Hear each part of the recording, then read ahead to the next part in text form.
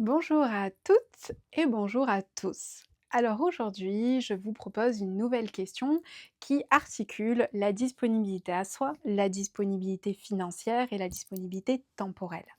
Et l'idée, c'est de voir comment finalement des thématiques les imbriquent. Et la question que je vais vous poser aujourd'hui, et que nous nous posons ensemble d'ailleurs, est pourquoi est-ce si difficile d'aller en thérapie?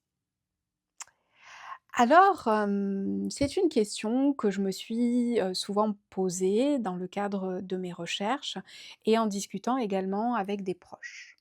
Et donc j'ai 3 observations à vous partager, qui est la première, la psychologie ou en tout cas la thérapie, parce que la psychologie n'est pas la seule thérapie. Vous avez des thérapies alternatives qui sont, par exemple, la kinésiologie, qui sont, l'hypnose, l'hypnothérapie. Vous avez également, tout ce qui est psychocorporel avec, la danse aussi, qui peut être une thérapie et en fait, plein de choses peuvent être thérapeutiques en soi, en fonction de l'intention qu'on y met.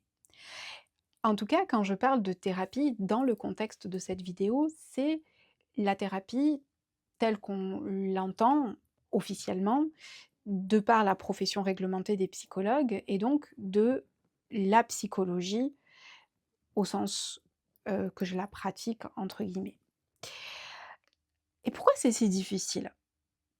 Et je crois que la première difficulté pour aller vers le processus thérapeutique, c'est la rencontre avec soi. D'avoir de nouvelles informations sur soi. Et ça peut être vraiment déstabilisant, ça peut vraiment être quelque chose de plombant. Et donc ça nous freine parce qu'on n'a pas forcément envie d'aller voir, aller, déterrer des choses ou en tout cas essayer d'aller comprendre ce qui se passe parce que c'est inconfortable. Ça, c'est un premier élément. En deuxième élément, je pense que la difficulté, c'est la rencontre avec un autre être humain. Indépendamment de la psychologie, le monde de la thérapie est une rencontre entre êtres humains et l'idée, c'est que cette rencontre entre êtres humains, avec des fois des outils, vont permettre de soigner, voire de guérir à certains moments, des problématiques qu'une personne qui demande à se faire accompagner rencontre. Et donc cette rencontre avec l'autre, elle peut être inconfortable parce qu'on peut se sentir scanné, on peut se sentir, que l'autre voit en profondeur ou l'autre sait qui on est et ça, c'est très inconfortable. Et donc c'est quelque chose qui, est un obstacle au fait qu'on n'ait pas forcément envie d'aller faire cette expérience. Ensuite, je crois aussi qu'il y a un obstacle qui est que faire, un processus de thérapie, c'est parler vrai. C'est l'authenticité. C'est dire les choses vraiment avec son cœur, avec ses tripes, avec ses viscères et c'est se dire soi, se raconter.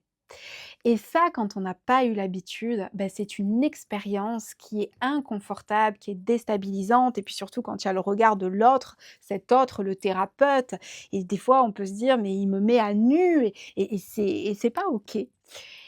Et et je crois que tous ces éléments-là amènent justement à envisager, un petit peu ce processus thérapeutique à reculons et si c'est pas le cas pour vous, mais c'est super et si vous avez eu l'occasion de faire ce voyage et d'être accompagné avec, une personne qui vous correspond et qui vous inspire à aller plus loin et donc à traverser le pont, à vous insuffler le courage de traverser les peurs et d'aller vers ce qui vous semble juste. Si vous avez trouvé cette personne pour vous accompagner, alors des fois, aujourd'hui surtout, des fois ce sont aussi des coachs, ce sont, des thérapeutes, pas forcément du monde de la psychologie, qui peuvent avoir cette posture d'accompagnant pour vous aider à vous épanouir à partir de leurs outils, à partir de leur prisme et ça, c'est déjà quelque chose de très beau. Et à partir de ce moment-là, je vous propose 3 pistes pour vous de réflexion aujourd'hui, qui est Pour vous, la thérapie, avec quoi ça résonne? Avec quoi ça fait synonyme? Vous voyez, pour moi, la thérapie, dans ma pratique, je le dis aux personnes qui viennent me rencontrer pour la première fois et même à ceux avec qui je suis depuis quelque temps, nous sommes dans un voyage. Et pour moi, la thérapie, c'est un voyage, le voyage sur une période de vie, le voyage où il se passe plein de choses, des choses agréables, désagréables, et moi, je considère que je suis le copilote. Et en fait, je ne fais pas à la place d'eux, j'accompagne et je guide. Et c'est un petit peu moi qui ai la carte du psychisme, du corps et des cultures pour dire si on tourne à gauche, ça sera beaucoup plus fluide. Et donc, pour vous, qu'est-ce que c'est la thérapie? Qu'est-ce que ça représente? Quel mot vous y mettrez? Quel est le synonyme qui ferait du sens pour vous avec le mot thérapie?